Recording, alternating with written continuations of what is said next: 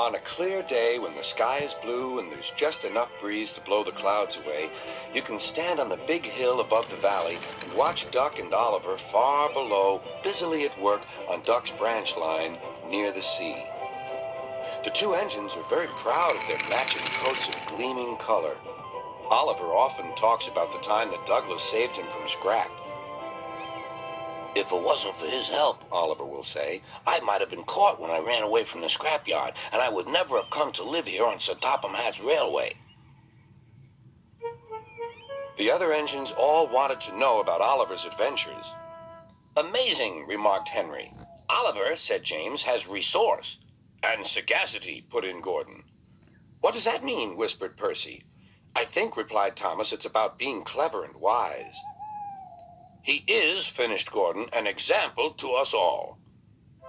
I'm sorry to say that Oliver became very puffed up in the smoke box. Henry says I'm amazing. He's right, he whistled as he swooshed along the line. One day, Sir Topham Hatt came to see him. You are doing well. Now you must learn how to look after freight cars. Every wise engine knows that you cannot trust freight cars. The other engines warned Oliver, but he took no notice.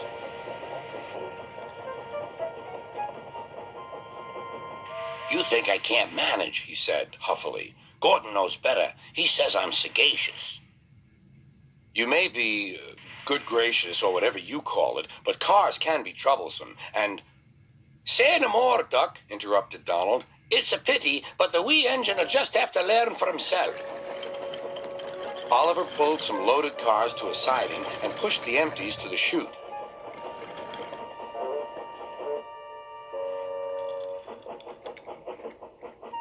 Then he came back to take the loaded cars away. But they were comfortable and didn't want to move. What right has he to poke his funnel in here? We want Duck or Donald. Or Douglas. Look sharp, puffed Oliver. That's not the way to speak, hissed the cars. We'll get even. Oliver heard nothing. The cars moved smoothly at first, then suddenly Oliver felt them push forward. His driver applied the brakes, but they were useless against the surging cars. On, yelled the cars.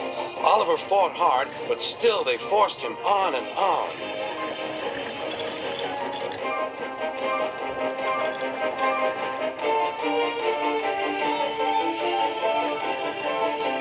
At last, the cars grew tired. I'm winning, gasped Oliver, but it was too late.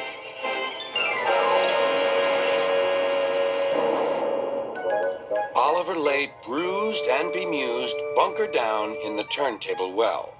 Duck surveyed the damage. Hello, Oliver. Are you being a good gracious engine? Beg pardon, but we really don't like this sort of surprise. Donald and Douglas will miss their turntable until it is mended. That evening, Oliver was hauled gently to safety. I'm sorry, sir, he said to Sir Topham Hatt. I should have listened to Duck's advice. I don't feel good gracious or whatever it is. I just feel silly. Well, Oliver, replied Sir Topham Hatt, now you know the damage cars can do. Yes, I do, sir. I look like a load of scrap iron. Oh, I don't think so, laughed Sir Topham Hatt. But you do need to go to the works to be mended. The other engines now felt sorry for Oliver.